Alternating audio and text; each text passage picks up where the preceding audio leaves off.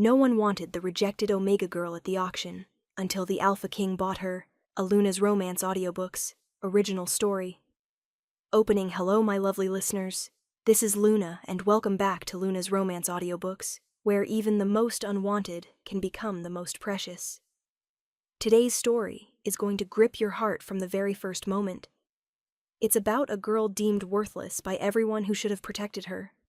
It's about standing on an auction block with no one willing to claim you, until a king sees what everyone else missed. This is No One Wanted the Rejected Omega Girl at the Auction, until the Alpha King bought her.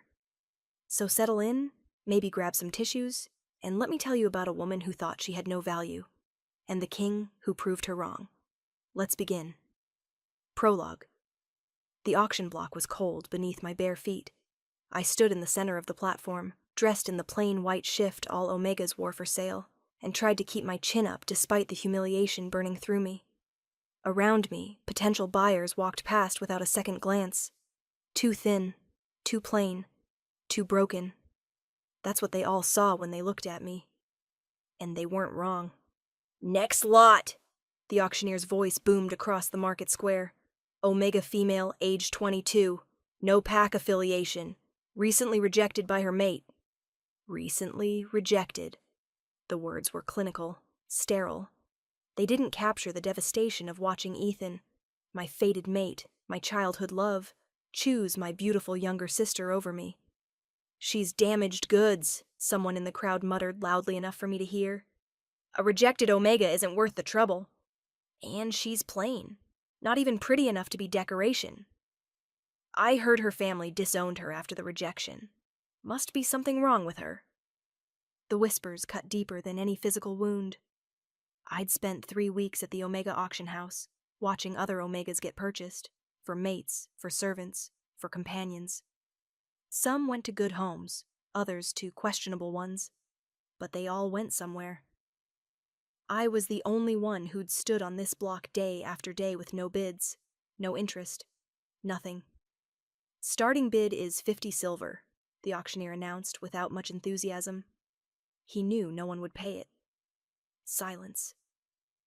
The crowd shifted uncomfortably. A few wolves laughed. 40 silver? The auctioneer tried again.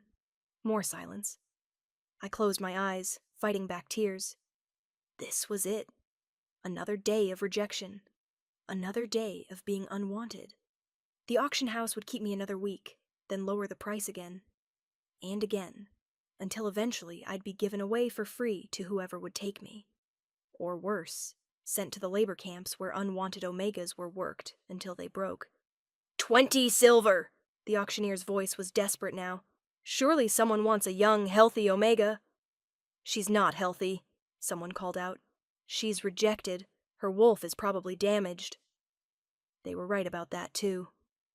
My wolf had retreated deep inside after Ethan's rejection, barely a whisper in my mind. 10 silver!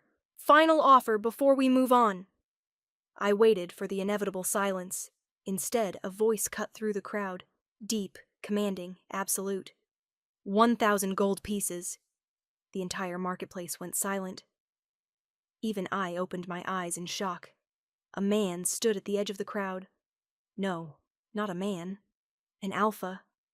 The kind that made other alphas bow. He was tall, well over 6 feet, with broad shoulders, and the kind of presence that demanded attention. Dark hair, sharp features, and eyes the color of ice, pale blue that seemed to glow in the afternoon sun. He wore expensive clothing, black on black, clearly tailored, with a silver wolf emblem at his collar that I recognized. The royal crest. Your Majesty! The auctioneer nearly fell over himself bowing. We didn't know you were attending today's auction. Clearly. The man's icy gaze never left me. I made an offer. Do you accept? Of course. But Your Majesty, are you certain? This Omega is mine. The single word carried such possessive authority that several wolves in the crowd actually stepped back. Now complete the sale before I reconsider, and take her anyway. The auctioneer scrambled to comply, and within minutes, ownership papers were signed and gold changed hands. The Alpha King of the Northern Territories had just bought me, for a fortune, and I had no idea why. He climbed the steps to the auction block, his movements fluid and predatory. Up close, he was even more intimidating, and breathtakingly handsome in a cold, harsh way. "Can you walk?" he asked, his voice gentler than I expected. I nodded, not trusting my voice. "Then come, we're leaving." "Wait, I don't understand. Why did you—" "Because no one else would." His ice blue eyes met mine. "And because you're mine. I don't even know you." "You will." He offered his hand. "My name is Riker Frost, Alpha King of the Northern Territories. And you are?" "Lyra." My voice came out barely above a whisper.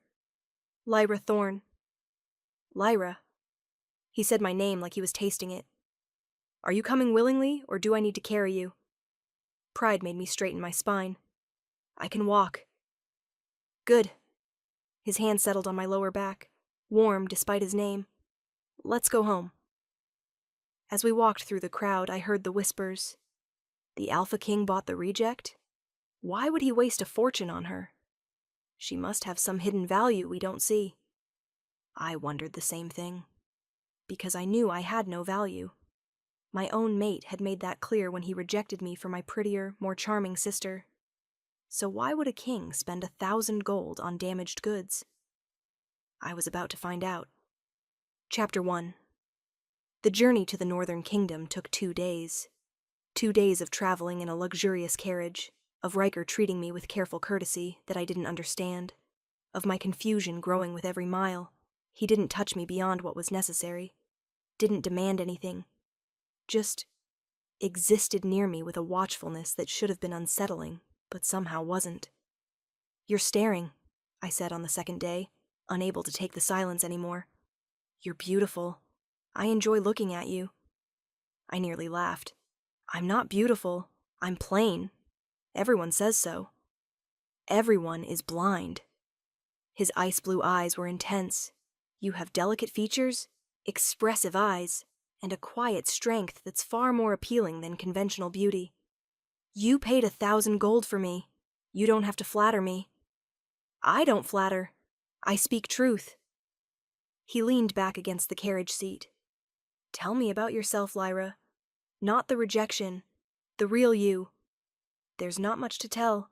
I'm nobody, an omega from a small pack who wasn't good enough for her own mate." "He rejected you?" I nodded, the old wound aching. "His name was Ethan. We'd been together since we were 15. Everyone assumed we'd mate when we came of age. I twisted my hands in my lap, but when we turned 18 and the bond formed, he said I wasn't enough, that I was too quiet, too plain, too boring. He's a fool. He chose my sister, Chloe. She's everything I'm not. Beautiful, charming, confident. They mated 2 weeks after he rejected me." Riker's jaw clenched. "And your family?" "Sided with them. Said I should be happy for Chloe. That I was being selfish for not accepting the rejection gracefully." Tears burned behind my eyes. They disowned me when I couldn't pretend to be happy about it. "So you ended up at the auction house." "It was either that or become a rogue. At least at the auction house I'd have shelter and food." I looked at him. "But no one wanted me. For 3 weeks I stood on that block day after day, and no one bid. Not once. Then they were all fools." His hand found mine, and electricity shot through me. "But their loss is my gain." I stared at our joined hands. "Why did you buy me? You're a king. You could have anyone. Why waste a fortune on a rejected omega no one wanted?" "Because the moment I saw you standing on that block, trying so hard to be strong despite how they'd broken you, I knew." "Knew what?" "That you're mine." His thumb stroked over my knuckles. "That the goddess sent me to that auction specifically to find you." My breath caught. "You think I'm your mate?" "I know you are. I felt it the moment I saw you." His ice blue eyes held mine. "But I know you're wounded. I know you need time. So I'm not demanding anything. Just asking for a chance to prove I'm nothing like him." I don't know if I can do this. Trust again. Love again. Then don't. Not yet. He brought my hand to his lips, pressing a gentle kiss to my knuckles. Just exist. Let me show you what it means to be cherished. The rest will come when you're ready. And if I'm never ready, then I'll cherish you anyway. His certainty was absolute. You're my mate, Lyra. Whether you accept it today or 10 years from now, that doesn't change. I'll wait. I should have been skeptical. Should have built walls to protect my shattered heart. But his scent, snow and pine and something wild, wrapped around me like a promise. And my damaged wolf stirred for the first time since the rejection, cautiously interested. Maybe, just maybe, this could be real. We arrived at the northern palace as the sun set. I gasped at my first sight of it. Built from pale stone that seemed to glow in the fading light, the palace was nestled against snow-capped mountains. Ice sculptures lined the approach, and everything sparkled like a winter wonderland. It's beautiful, I breathed. It's home. Riker helped me from the carriage. You're home now, if you'll accept it. Staff members lined the entrance, bowing as we passed. Their curious glances at me were obvious, but no one said anything disrespectful. A woman with silver hair and ice-blue eyes like Riker's rushed out. You're back. I was so worried when you left without telling anyone. She stopped, seeing me. Oh, and you brought someone. Mother, this is Lyra. My mate. Riker's arm settled around my waist. Lyra, this is Queen Mother Alara. His mother's eyes widened. Then she smiled warmly. Your mate. Finally. She pulled me into a hug before I could react. Welcome, dear. I'm so happy to meet you. I stiffened automatically. Touch still felt dangerous, unpredictable. Alara released me immediately. I'm sorry. Too much too soon. I just get excited. She beamed at Riker. Where did you find her? An auction in the Southern Territories. Her smile faltered. An auction? Riker, what? I'll explain later. His hand squeezed my waist gently. Right now, Lyra needs rest and food. She's had a difficult few weeks. Of course, I'll have the staff prepare the Luna suite. Alara's warmth returned. Come, dear, let's get you settled. She led me through marble halls to a suite that was larger than my entire childhood home. This is too much, I protested. Nonsense. You're the future queen. This is exactly right. She gestured around. Bedroom, bathroom, sitting room, private balcony. Everything you need. And Riker's suite is through that connecting door, though he won't use it without permission. He really bought me at an auction, I said quietly. We're not actually mates. He just felt sorry for me. Oh, sweetheart. Alara took my hands. My son doesn't do pity, and he certainly doesn't spend 1,000 gold on it. If he says you're his mate, you are. But I've already been rejected by one mate. How can I be someone else's mate, too? Sometimes the first bond is false, the goddess's way of testing us before sending our true mate. Her smile was gentle. Give him a chance. I think you'll find he's worth it. After she left, I explored the suite in wonder. The bathroom had a tub large enough to swim in. The closet was filled with beautiful clothes in my size. The balcony overlooked mountains and forests that stretched for miles. A knock at the connecting door made me turn. Riker stood in the doorway. May I come in? It's your palace. It's your room. I need permission. He waited until I nodded. How are you finding everything? It's overwhelming. I don't belong here. You belong exactly here. With me. He crossed to me. Lyra, I know this is all moving fast. I know you're scared and confused, but I need you to know something. What? I bought you from that auction because the thought of leaving you there, unwanted, unvalued, was unbearable. But I'm keeping you because you're my mate. My choice. My future. His hands framed my face gently. Give me time to prove it. Why do you want me? I'm damaged, broken. My own mate didn't want me. He wasn't your mate. He was a mistake the goddess allowed so you'd be free when I found you. Riker's thumb brushed away a tear I didn't know had fallen. You're not damaged, you're wounded. There's a difference, and wounds heal. What if mine don't? Then I'll love you wounded. His certainty stole my breath, but they will heal, because you're stronger than you know. He kissed my forehead, gentle, reverent, and left before I could respond. I touched my forehead where his lips had been, my heart racing. No one had ever looked at me the way Riker did, like I was precious, valuable, wanted. It terrified me, but it also made me hope, and hope, I was learning, could be more dangerous than any rejection. Chapter 2. I woke to sunlight streaming through windows I'd forgotten to close. For a moment, I panicked. Where was I? This wasn't the auction house dormitory. Then I remembered. The Northern Palace. Riker. Everything. A soft knock came at the door. "Come in," I called, expecting a servant. Instead, Riker entered carrying a breakfast tray. "Good morning." His smile was warm. "I thought you might want to eat before facing the palace. You brought me breakfast?" "I wanted to. Is that okay?" I nodded, still processing the sight of an Alpha King playing servant. He set the tray on the small table by the window. Toast, eggs, fruit, tea. I wasn't sure what you liked. "This is perfect, thank you." I joined him at the table. "Don't you have king things to do?" "I delegated for the morning. You're more important than border disputes and budget meetings." He watched me eat with satisfaction. "Sleep well?" "Better than I have in weeks." The admission surprised me. "The bed is incredibly comfortable." "Good. You needed rest." He poured tea for both of us. "I thought today I could show you around the palace, introduce you to key staff, help you feel more settled." "Don't you need to introduce me to your council? Make some kind of announcement?" His expression darkened slightly. "The council will meet you when you're ready, not before." "You're hiding me." "I'm protecting you." He reached across the table, taking my hand. "You've been through enough.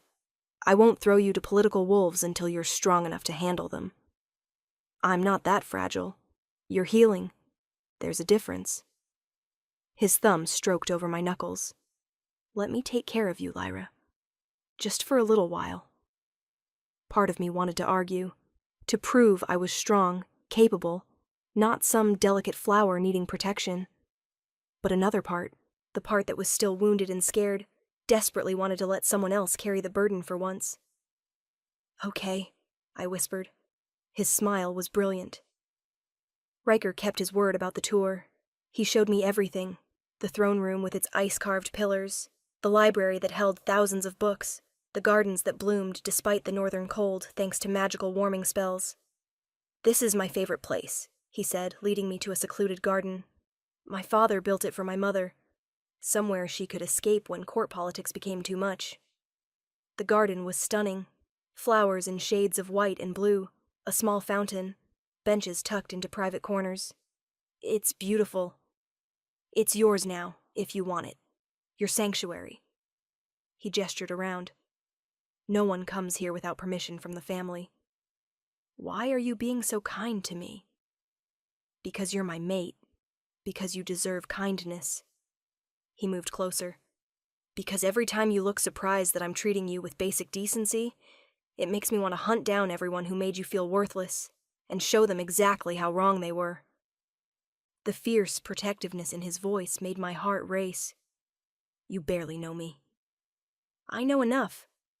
I know you're stronger than you think. I know you survived rejection and abandonment and still managed to keep your kindness intact." His hand cupped my face. "I know when you smile. Really smile. It's like the sun breaking through clouds." "Riker, I know I'm pushing. I'm sorry. He stepped back, giving me space. "I've been waiting my whole life for my mate. Now that I've found you, it's hard to contain how I feel." "What do you feel?" "Like I'd burn down the world to keep you safe. Like your happiness matters more than anything. Like He stopped himself. Like I'm falling in love with you faster than I probably should. My breath caught. You don't love me. You don't know me. Then let me know you. His ice blue eyes were intense. Tell me everything. Your favorite color. Your dreams. What makes you laugh? What makes you cry? Let me learn every part of you. Why? Because you're mine, Lyra, and I take care of what's mine. The possessiveness should have bothered me. Should have felt suffocating after Ethan's controlling behavior. Instead, it felt safe, like having someone in my corner for the first time in my life. My favorite color is purple, I heard myself say. I dream of having a small cottage with a garden. Books make me laugh, and I cry when I see injured animals. His smile was soft. Tell me more. So I did. We spent hours in that garden, talking. I told him about my childhood dreams of becoming a healer, about the books I loved, about the little things that brought me joy. And he listened. Really listened, like every word mattered. You should pursue healing, he said when I mentioned it. The palace has an excellent medical wing. I'm sure they'd welcome your help. I'm not trained. Then we'll train you, whatever you want, Lyra. Whatever makes you happy. Why do you care about my happiness? Because your happiness is my happiness. He pulled me closer. I know that sounds impossible. We just met. But the mate bond, it's already forming. I can feel it. Can't you? I could. That golden thread between us, fragile but growing stronger. It terrified me. I'm scared, I admitted. Of what? Of trusting you, of letting myself hope, of getting hurt again. Then don't trust me yet. Don't hope yet.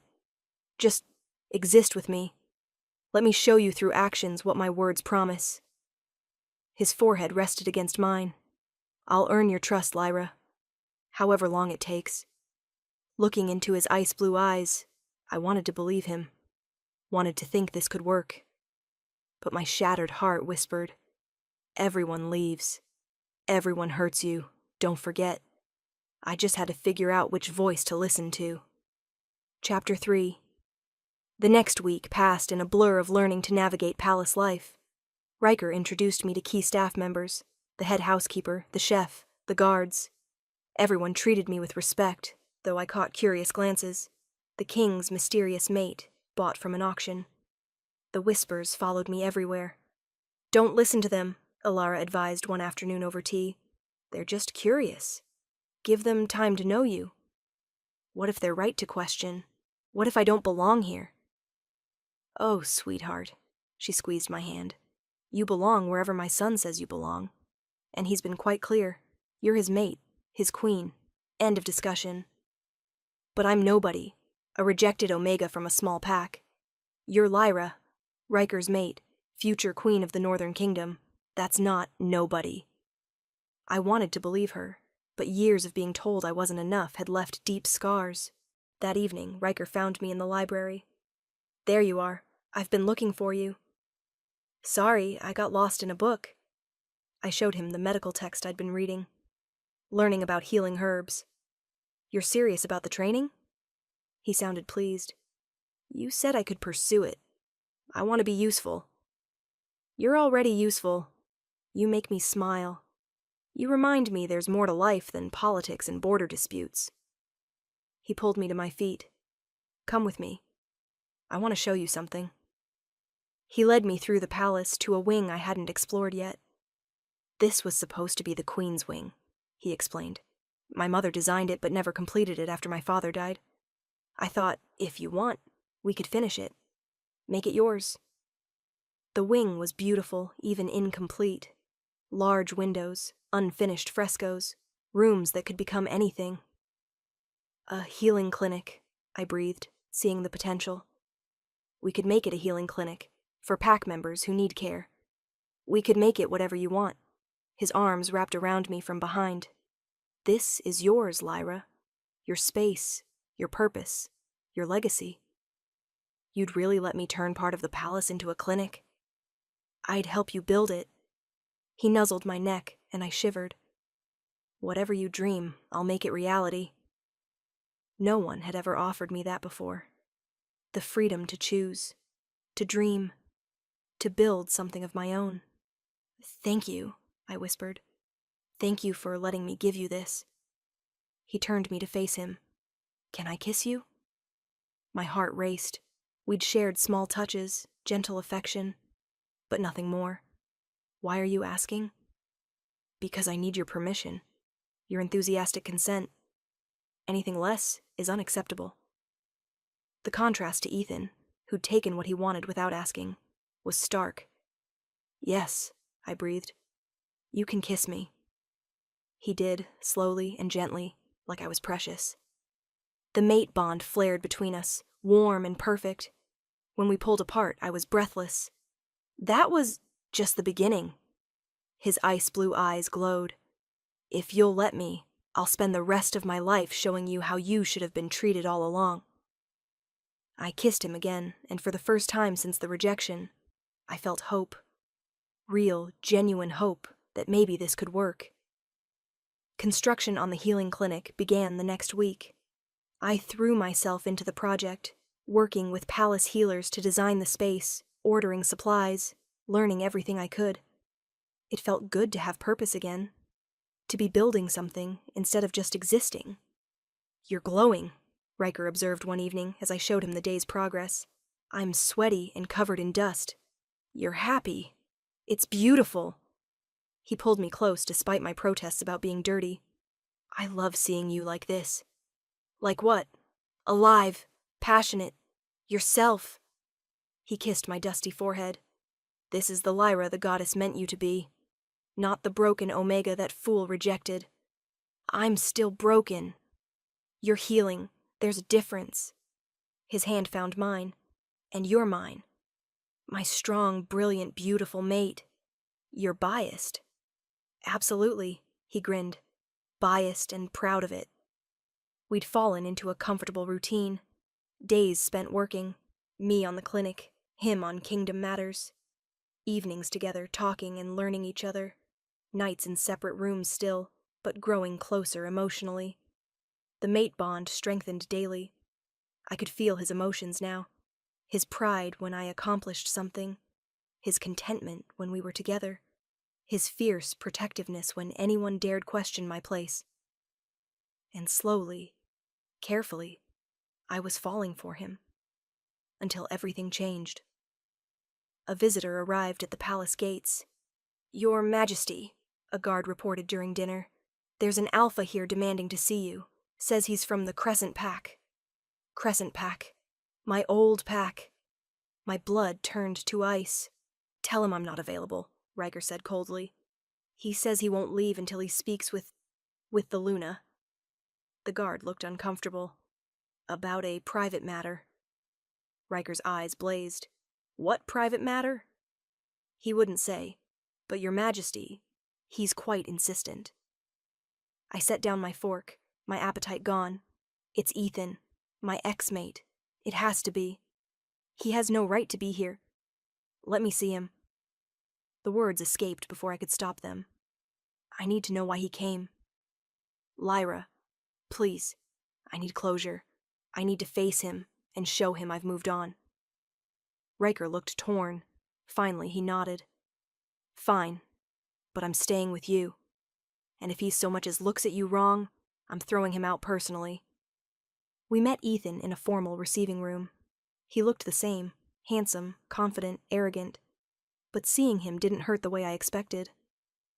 Lyra, his eyes raked over me. You look different. Hello, Ethan. My voice was steady. Why are you here? I came to bring you home. Your family misses you. I miss you. I nearly laughed. You rejected me, chose my sister. You don't get to miss me. I made a mistake. He stepped closer. Riker growled, and Ethan paled, but continued. Chloe isn't. She's not you. I realize that now. Come home. We can fix this. There's nothing to fix. You rejected me. I accepted. It's done. But I heard you found some king willing to buy you. Is that really better than coming home? To wolves who know you. Wolves who abandoned me, I corrected. And yes, being with someone who values me is infinitely better than returning to people who threw me away. You can't be serious. Lyra, you're Omega. You need a pack. A mate. She has a mate, Riker said coldly. Me. Ethan looked between us. You mated an Alpha King? How? You're nobody. Watch your tone. Riker's voice dropped to a lethal purr. You're speaking about my mate. My queen. Show respect or leave. I don't believe this. Lyra, this is insane. You can't actually think. I think you need to leave. I stood, feeling stronger than I had in months. You made your choice, Ethan. You chose Chloe. Now I've made mine. I choose Riker. I choose this life. I choose myself. You're making a mistake. The only mistake I made was loving you. I moved to Riker's side. Guards, please escort Alpha Ethan from the palace. He won't be returning. As guards led him away, still protesting, I felt a weight lift from my chest. Are you okay? Riker asked softly. I'm perfect. And I meant it. He doesn't affect me anymore. It's real. And he can't touch it. Riker pulled me into his arms, holding me close. I'm so proud of you, he murmured. You were magnificent. I meant what I said. I choose you. And I choose you. Every day. For the rest of our lives. He kissed me deeply, and I felt the last piece of my shattered heart click into place. I was healing. Finally. Truly healing. Chapter 4. 3 months after arriving at the Northern Kingdom, the healing clinic officially opened. Pack members from across the territory came for care, injuries treated, illnesses diagnosed, wellness checkups performed, and I helped with all of it, working alongside trained healers, learning and growing. You're a natural, the head healer, Mira, told me. You should consider formal training. Really? Really, you have the gift, Lyra. The patients trust you, respond to you.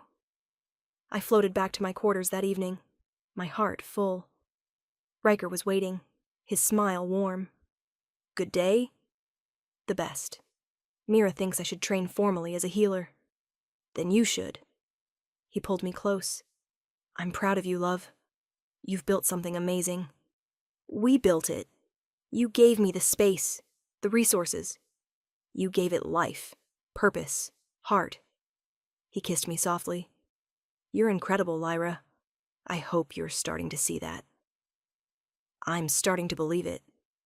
I looked up at him. Because of you. You showed me my worth when everyone else said I had none. They were blind. His forehead rested against mine. But I'm glad they were. Because their loss is my gain. We stood like that, wrapped in each other, the mate bond warm between us. Riker? I said softly. I love you. He went very still. What? I love you. I've been fighting it because I was scared, but I can't fight it anymore. I love you. His kiss was desperate and claiming and perfect. Say it again, he demanded. I love you. Again.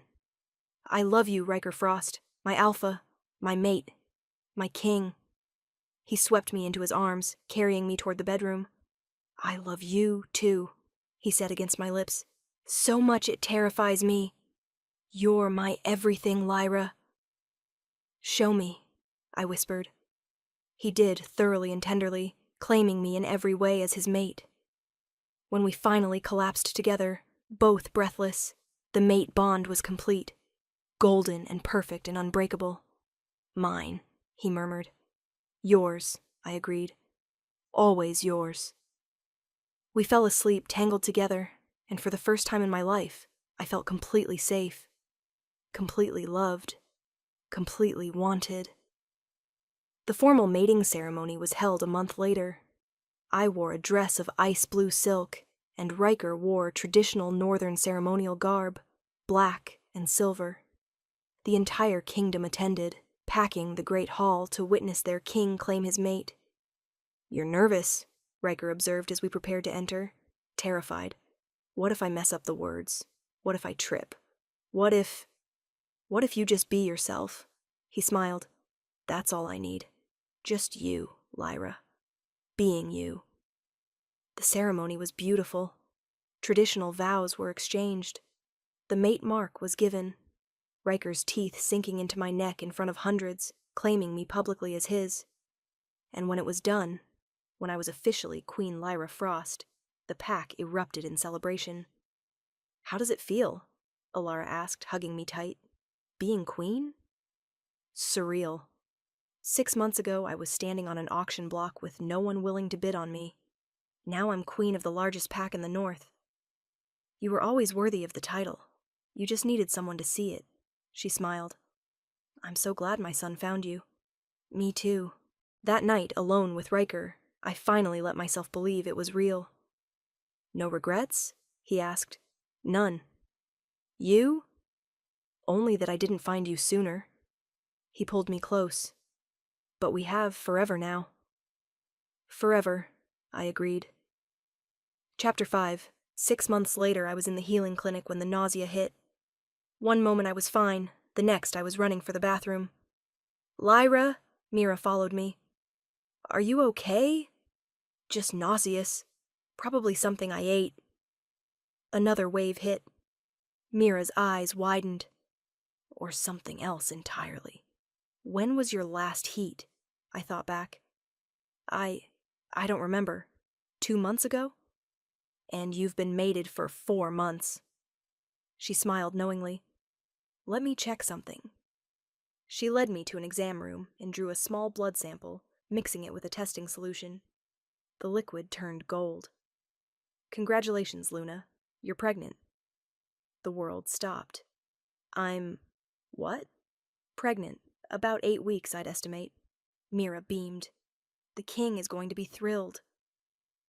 I sat heavily on the exam table, my hand automatically going to my still flat stomach. Pregnant. I was going to be a mother. Are you okay? Mira asked gently. You look pale. I'm just shocked. I never thought, I hoped eventually, but...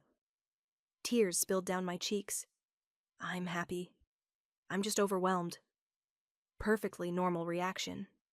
Take your time processing. She squeezed my shoulder. Should I tell the king, or do you want to? I'll tell him. Tonight. The rest of the day passed in a daze. I couldn't focus on work, couldn't think about anything except the tiny life growing inside me. Riker's baby. Our baby. That evening I found him in his study reviewing reports. There you are. How was the clinic? He looked up and immediately frowned. What's wrong? You're pale. Nothing's wrong. I need to tell you something. He was at my side in an instant. Are you hurt? Sick? No, neither. I took his hand and placed it on my stomach. I'm pregnant. Riker froze, his ice blue eyes going wide. Pregnant? About 8 weeks. Mira confirmed it today. I searched his face anxiously. Are you happy? I know we didn't plan it yet.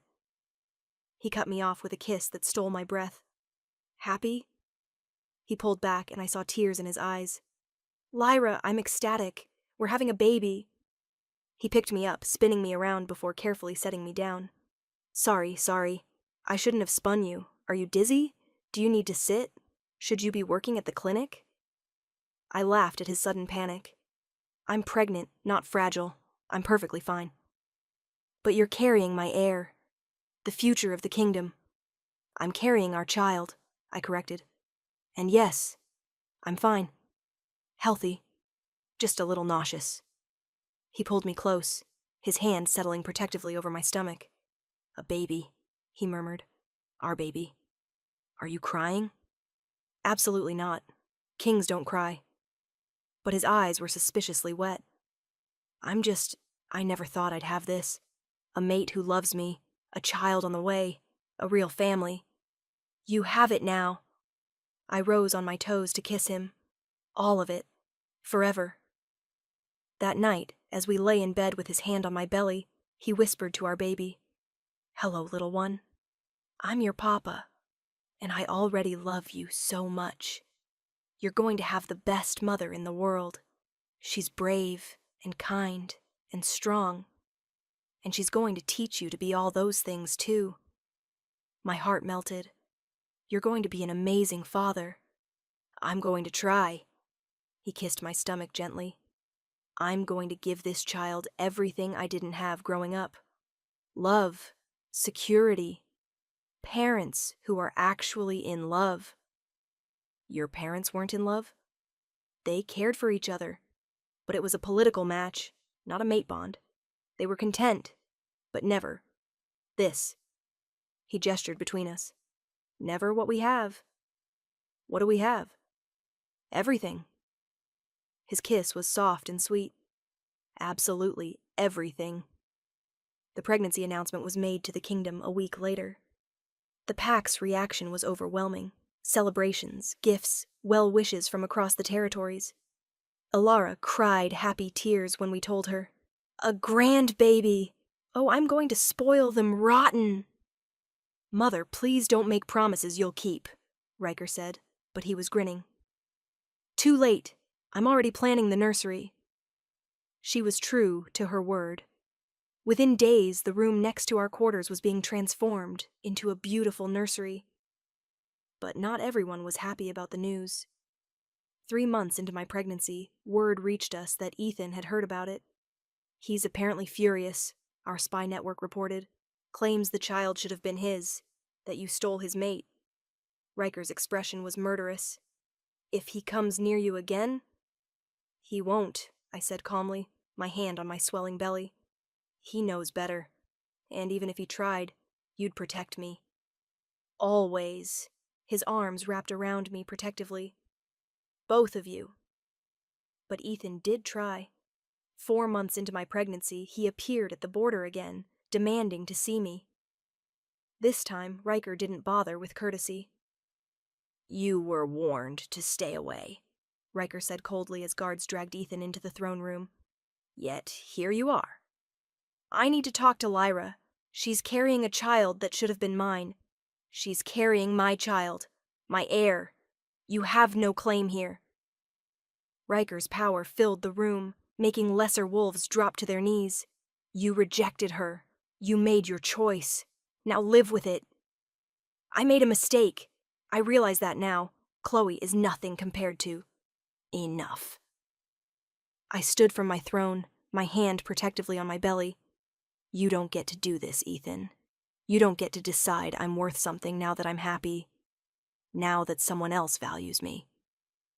Lyra, please. I loved you once, completely. You were my whole world. And you threw me away because I wasn't pretty enough or charming enough or enough, period. My voice was steady. But Riker showed me something.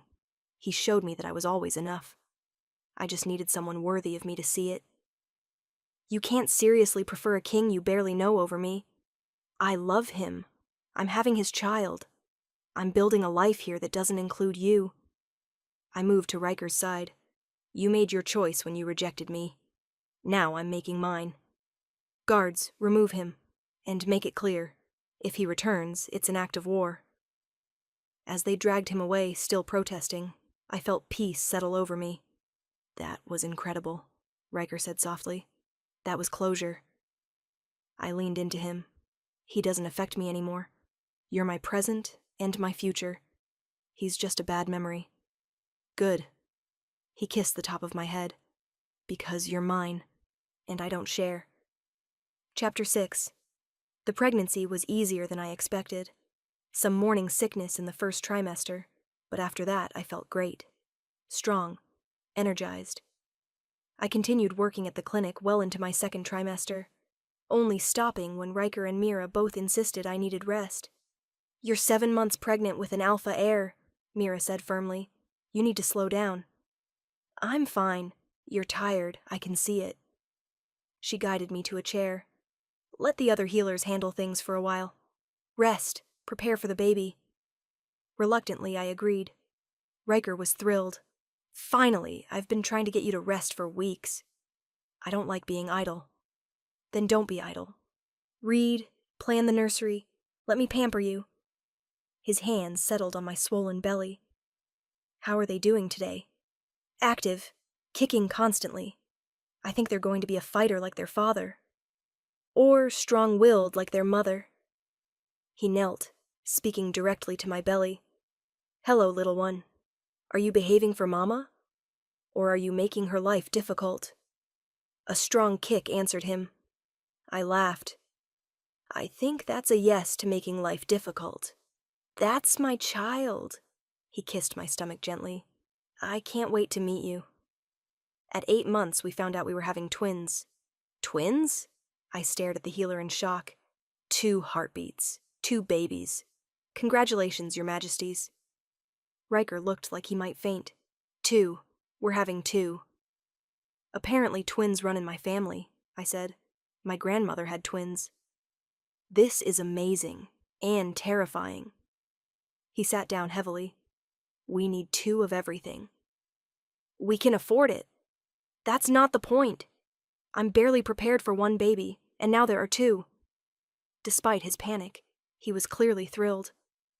That night, lying in bed with his hands on my belly, he whispered to our twins, Hello, both of you.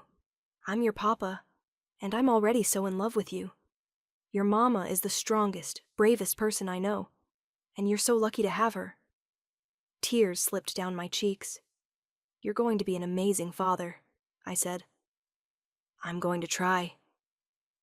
He kissed me softly. Thank you, Lyra, for this, for them, for everything. Thank you for choosing me when no one else would. Best decision I ever made. I went into labor 2 weeks early. We were having dinner with Alara when my water broke. Oh, I said calmly. I think it's time. Riker went from calm king to panicked father-to-be in seconds. Time. Now? But you're not due. Twins often come early. It's fine. I stood carefully, but we should probably go to the medical wing.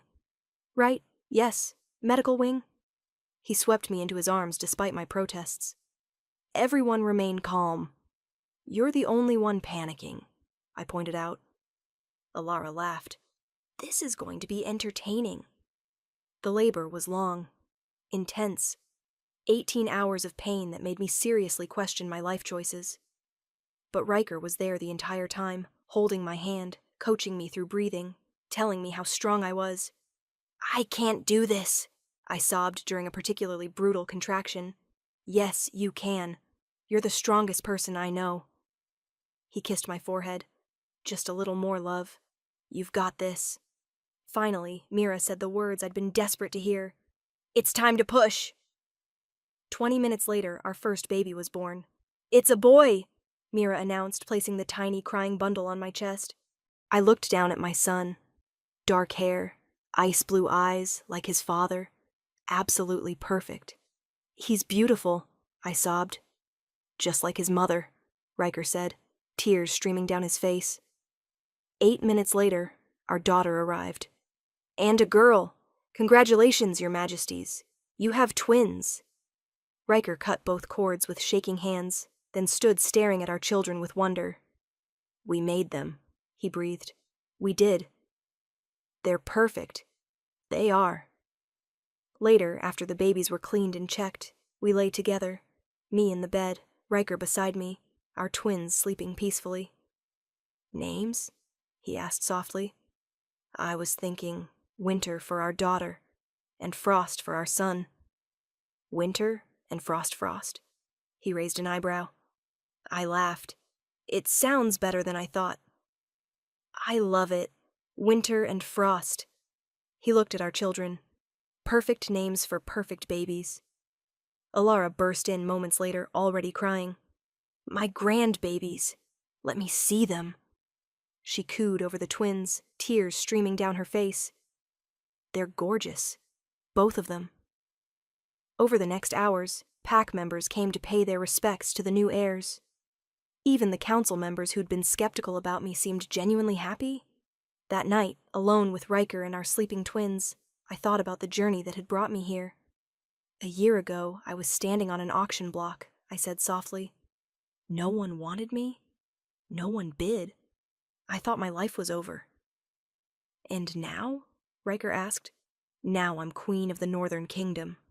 I have a mate who loves me, and I'm a mother to 2 perfect babies. Tears spilled down my cheeks. How did I get this lucky? You didn't get lucky. You got what you deserved all along. He kissed me softly. Love, family, a place to belong. Thank you for buying me when no one else would, for seeing my worth when I couldn't see it myself. Thank you for letting me love you, for giving me a family, for being mine. Always yours, I whispered. Always mine, he agreed. We fell asleep with our children between us, our family complete. Chapter 7, 2 years later. Mama, Frost took my toy. Did not. Did too. I looked up from the medical report I was reviewing to see my 2-year-old twins arguing over a stuffed wolf. Let's use our words, I said calmly. Winter, did you ask to share? My daughter, already showing alpha tendencies, crossed her arms. He doesn't share. Did you ask nicely? No. And Frost, did you take without asking? My son's ice-blue eyes filled with tears. I wanted to play. I know, sweetheart, but we ask first. I knelt to their level. How about you both play together? Fine, Winter grumbled. Crisis averted, I returned to my work. The healing clinic had expanded significantly. We now had 5 healers on staff, seeing hundreds of patients monthly. And I was the head healer, officially trained, certified, respected. You're glowing, Riker observed, appearing in the doorway. I'm sweaty and covered in medical supplies. You're happy. It's beautiful. He pulled me into his arms. How's the clinic? Busy. Good, I love it. And how are our little terrors? Currently fighting over toys. Again. He laughed. They get that from you. They get everything from you. The stubbornness, the ice-blue eyes. The intelligence and kindness are all you. He nuzzled my neck. Speaking of which, I have news. Good news or bad news? Good. The council has approved funding for 3 more healing clinics across the territory. They want you to oversee all of them. Really? Excitement bubbled up. That's incredible. You've proven that accessible healthcare improves pack strength and loyalty. They'd be fools not to expand the program. His pride was evident. My brilliant queen, changing the kingdom 1 clinic at a time. Our kingdom. We're partners in this. Always. He kissed me softly. Now come on. Mother's been asking to see the twins, and if we don't bring them soon, she'll storm the healing clinic herself. We gathered our children and headed to Alara's quarters. She doted on Winter and Frost, spoiling them shamelessly. You're going to turn them into monsters, I said as she gave them their 3rd cookie. That's my right as their Nona. She beamed at the twins. Besides, they're perfect angels. Biased much? Absolutely, and I regret nothing. That evening, after the twins were in bed, Riker and I sat on our balcony, watching the stars. Do you ever think about it? He asked. About where you'd be if I hadn't gone to that auction?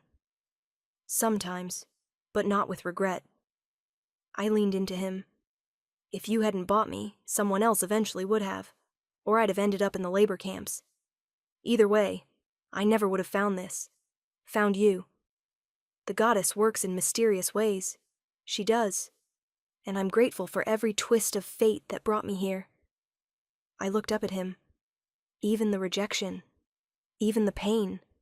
Because it led me to you.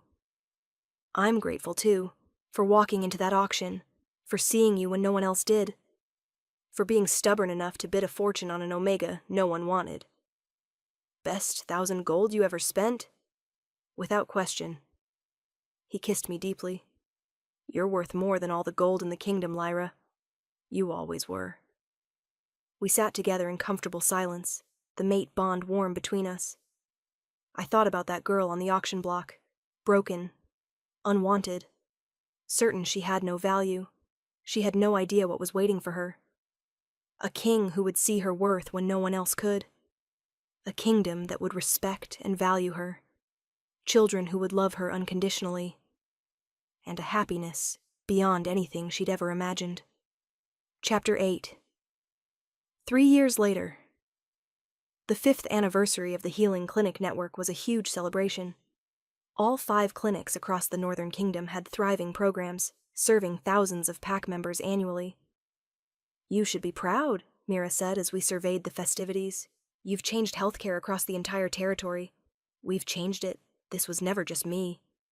But it started with you, your vision, your determination." She smiled. "You're an inspiration, Luna." After the celebration, I found Riker in his study. "There you are. How was the anniversary party?" "Wonderful. Overwhelming. Emotional." I sat on his lap. "I can't believe it's been 5 years. 5 years since I brought you home from that auction. Best decision I ever made." His arms wrapped around me. "You've built something incredible, Lyra. Changed countless lives. I had help.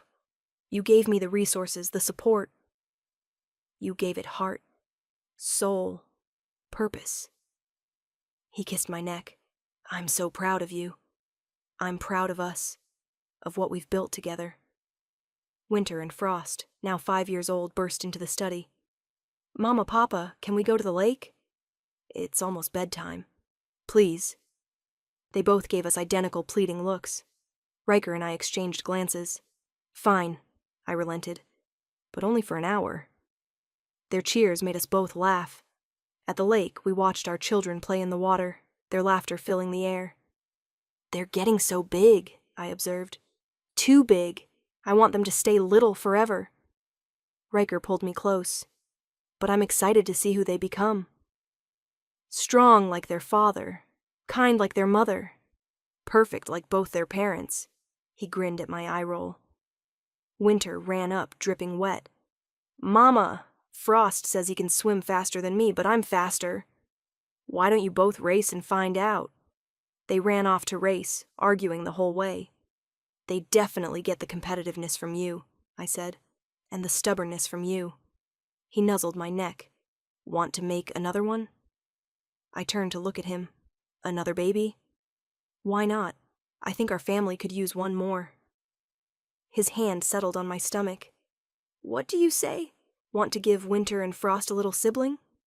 I thought about it, about sleepless nights and dirty diapers, and the chaos of newborns, and about the joy, the love, the completeness of our family. "Yes," I said. "Let's have another baby." His kiss was joyful and claiming. "I love you, Lyra Frost. My queen, my mate, my everything. I love you too. Forever." As we watched our children play under the setting sun, I sent up a prayer of gratitude for the rejection that had freed me to find my true mate, for the auction that had seemed like the end, but was actually the beginning, for the king who'd seen my worth when no one else would, and for this beautiful life we'd built together, fuller and richer than anything I'd ever imagined. No one had wanted the rejected Omega girl at the auction, but the Alpha King had bought her. And in doing so, he'd given her the world. Epilogue 5 years later. The royal family portrait was being painted. "Mama, do I have to sit still?" Winter, now 10, squirmed in her seat. "Yes, sweetheart, just a few more minutes." "But I'm bored." "Me too," Frost chimed in. "And me," our 5-year-old son, River, born a year after that conversation at the lake, added. "And me," our 3-year-old daughter, Snow, echoed. I looked at Riker helplessly. 4 children. 4 strong-willed, energetic children. He grinned. "Children, if you sit still for 5 more minutes, we'll go riding after. Deal?" "Deal!" all 4 chorused. The promise of horses was enough to get them to settle. I looked at our family, Riker beside me, our 4 children finally sitting still, and thought about the journey that had brought us here. "Perfect," the artist said. "That's exactly what I needed. You're free to go, Your Majesties." The children bolted immediately, already arguing about who would ride fastest. "They're a handful," Alara observed, smiling. "They're perfect," Riker said, pulling me close. Later, watching our children ride through the palace grounds, I felt overwhelming gratitude. "What are you thinking?" Riker asked. "That 10 years ago, I was standing on an auction block with no one willing to bid on me. I thought my life was over. And now? Now I'm queen of the Northern Kingdom. I run a network of healing clinics. I have 4 beautiful children and a mate who loves me unconditionally. Tears filled my eyes. How did I get this lucky? You didn't get lucky. You got what you deserved all along. Love, respect, a place to belong. He kissed me softly, and I got lucky. Finding my mate, building this life with you. I love you, I whispered. I love you too. Always. As our children's laughter rang through the air, I thought about that broken Omega girl who'd believed she was worthless. She'd been wrong. She'd always had value. Always been worthy of love. She just needed someone to see it. And the Alpha King had. He'd bought her when no one else wanted her, and given her a kingdom of love in return. Closing. And there we have it, my lovely listeners. Lyra's journey from being unwanted and rejected to discovering she was precious beyond measure. This story is for anyone who's ever stood alone, feeling like nobody wanted them. For anyone who's been rejected, abandoned, or told they weren't good enough. Your worth is not determined by who chooses you. It's inherent. It exists simply because you exist. Lyra stood on that auction block for 3 weeks with no bids. She'd been rejected by her mate, abandoned by her family, discarded by everyone who should have protected her. She thought she was worthless. But Riker saw what everyone else missed. He saw her strength, her kindness, her value. And he paid a fortune for the privilege of loving her. Because true love sees worth where others see flaws. It chooses you when others won't. It proves through actions that you were always deserving. You just needed someone worthy of you to see it. If you loved Lyra and Riker's story, please hit that like button and leave a comment. What was your favorite moment? The auction scene? The confrontation with Ethan? That beautiful epilogue with their 4 children? I want to hear from you. And here's a sneak peek at our next tale. Sold to the cruel Alpha, he doesn't know I'm carrying his enemy's child. Oh yes, darlings, we're diving into forbidden pregnancy with dangerous secrets and an Alpha who's about to discover everything he thought he knew was wrong. Until then, this is Luna, reminding you that you are wanted, you are valued, you are worthy of love, even when it doesn't feel like it. Sometimes you just have to wait for the right person to see it. Sweet dreams and worthy listening, my loves.